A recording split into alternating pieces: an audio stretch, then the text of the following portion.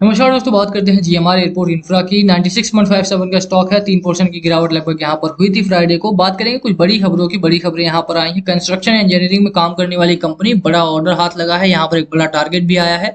बात उसकी भी करेंगे। चलिए स्टार्ट करते हैं इस वीडियो को। बट उससे पहले अगर आप चैनल पे नए हो तो प्लीज चैनल को सब्सक्राइब कर दो, इधर बेल आइकन, ताकि आपको नोटिफिकेशन मिल सके। चलिए स्टार्ट करते हैं। फर्स्ट ऑफ ऑल बात करें स्टॉक की, तो स्टॉक काफी बेहतरीन काम कर रहा था। चार्ट मैं आपको दिखा देता हूँ यहाँ पे एक बार। चार्ट पे अगर आप जाएंगे तो let me open it up.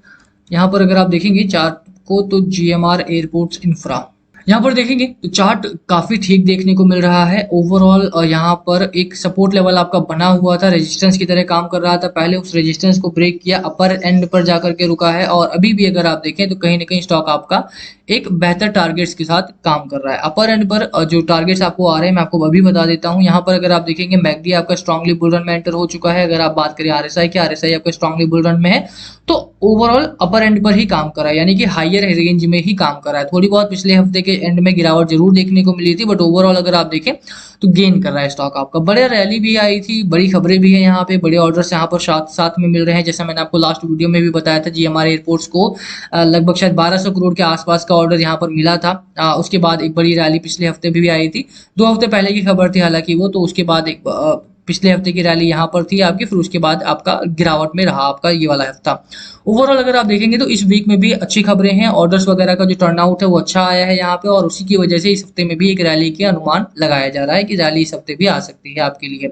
यहाँ पर अगर आप देखें तो आनंद राठी साहब की तरफ से मैं आपको दिखा देता हूँ सबसे पहले टारगेट। यहाँ पर अगर आप देखेंगे तो आनंद राठी साहब की तरफ से यहाँ पे एक बड़ा टारगेट आया था जीएमआर इंफ्रा को बाय करने का। 112 रुपए का टारगेट इन्होंने दिया था। जून 13 की ये खबर थी, तो अभी तक तो 112 पहुंचा नहीं है आपका। तो मुझे उम्मीद है कि इस हफ्ते में या नेक्स्ट वीक में आपको 112 रुपए तक के टारगेट आपको इस स्टॉक में आते हुए देखने को मिल जाएंगे।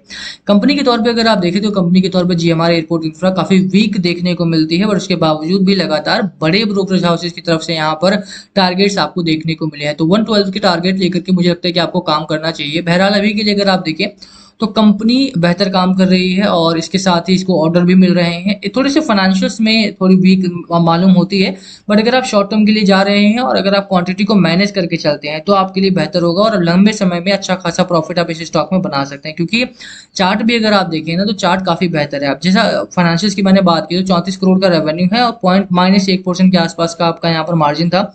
और प्रॉफिट की अगर आप बात करें 43 करोड़ का प्रॉफिट है। तो ऑब्वियस सी बात है भाई, 34 करोड़ में 43 करोड़ का प्रॉफिट कहाँ से निकाल लोगे। तो आर्म वगैरह बेची गई, यहाँ पे डेट है कंपनी के ऊपर, इसमें कोई दो राय नहीं है। डेट को मैनेज करके चलना है। अगर आपने निवेश किया है तो ध्यान रखें, बहुत ज्यादा क्वांटिटी में बाय ना करें। स्टॉक अच्छा है, कंपनी बेहतर है। एलआईसी भी अगर आप देखें तो एक डीआईआई के तौर पर काम कर रही है यहाँ पे। लाइफ इंश्योरेंस ऑफ इंडिया अगर आप देखेंगे तो वो भी यहाँ पर शामिल है इनके इन्वेस्टर्स में, और 1.7% एलआईसी के पास भी है। ओवरऑल इस हफ्ते में पॉजिटिव रहने की उम्मीद है। इस स्टॉक आपका 112 तक के टारगेट जो रहे थे राठी साहब की तरफ से, वो इस हफ्ते में भी आपको इस हफ्ते आते हुए आपको देखने को मिल जाएंगे। बहरहाल अभी की अगर आप बात करें 112 आपका मैं मार्क कर देता हूँ यहाँ पे। 113 112 के आसपास तक के टारगेट आपको देखने को मिल जाएंगे। इस वीक में मार्केट पे अगर प्रेशर नहीं रहा तो ये अपर एंड की तरफ आपका 100 क्रॉस करके 105 की तरफ 105 रुपए तक के टारगेट्स आपको इस हफ्ते में मेरी उम्मीद है कि आते हुए दिखाई देंगे। बहरहाल अभी के लिए अगर आप देखें तो स्टॉक छोटा है, ऐसे में बड़ी रैली की उम्मीद करना नहीं चाहिए। बट हाँ, मार्केट के ऊपर अगर प्रेशर नहीं रहा तो 105, अदरवाइज लोअर एंड पर ये 96 और 100 रुपीज के बीच में ट्रेड करेगा, तो वो भी आपको देखना पड़ेगा। 112 102 के बीच में इस रेंज को फॉलो करता हुआ दिखाई दे सकता है, यानी कि ये रेंज आपका। तो लोअर एंड पर 90 और 90 रुपीज के आसपास का स्टॉप लॉस रखना है आपको। अपर एंड पर 102 101 रुपए का टारगेट आपको रखना है इस वीक का आपका। बाकी के लिए वीडियो को हम यहीं खत्म करेंगे, और मैं जो ये टारगेट आपको बता रहा हूँ ये इसलिए नहीं कि आप बाय करके हफ्ते के एंड में बेचना स्टार्ट कर दें, ये इसलिए नहीं है। मैं उन्हीं सबको टारगेट से लिए बता रहा हूँ क्योंकि इस हफ्ते की मूवमेंट क्या होगी।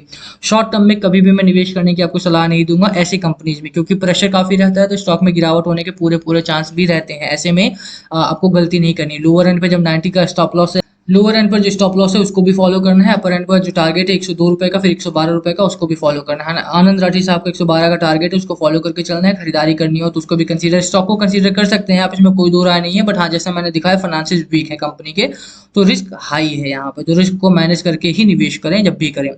Thank you for watching and yes, last call हमेशा आपका होना चाहिए। क्या है आपकी स्ट्रैटेजी स्टॉक को लेकर, प्लीज कमेंट करके शेयर करना। वीडियो को यही खत्म करेंगे, पसंद आए तो लाइक करना, चैनल पे नए हो सब्सक्राइब किए बिना मत जाना। Thank you for watching and yes, please comment below अगर कुछ पूछना हो तो। Thank you. एक और चीज है, मेरी वीडियो किसी की वीडियो हो देखें, सीखें और खुद एनालाइज करके तब निवेश करें।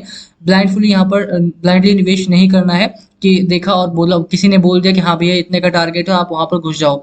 जैसे आनंद राशि साहब का भी मैंने न्यूज़ दिखाया, ईटी टाइम्स पर लिखते हैं वो अक्सर ही यहाँ पे। बट ऐसा नहीं कि उन्होंने बोल दिया है तो 112 जाएगा ही, अगर कंपनी में इंटरनली प्रॉब्लम आती है तो गिरावट भी हो सकती है। तो ऐसे में आपको थोड़ा सा रिस्क को मैनेज खुद करना पड़ेगा। कोई भी आपके घर आकर के आपका पोर्टफोलियो नहीं चला सकता है, रिस्क को मैनेज नहीं कर सकते, वो आपको खुद देखना पड़ेगा कि आपका रिस्क एपेटाइट क्या है, कितना रिस्क आप ले सकते हैं। छोटी कंपनी है रिस्क ज्यादा होता है तो पैसा कम डालिए, बड़ी कंपनी है रिस्क कम होता है तो पैसा आप थोड़ा सा एक्स्ट्रा भी डाल सकते हैं। 10% 15% आपका पोर्टफोलियो वहां पर जा सकता है। बट ऐसी कंपनी जो 5% से आपका जो टोटल पोर्टफोलियो है उसका 5% से ज्यादा का निवेश ना करें तो ज्यादा बेहतर रहेगा। बाकी आप ज्यादा समझदार हैं। Thank you again.